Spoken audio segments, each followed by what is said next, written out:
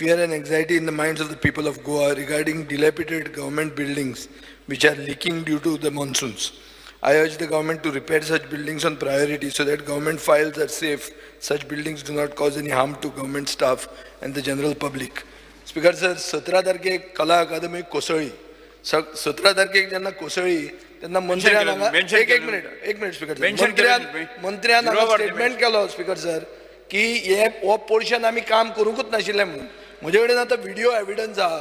मंत्री थंय इन्स्पेक्शन करता 8 November 2022 I'll keep this on the table.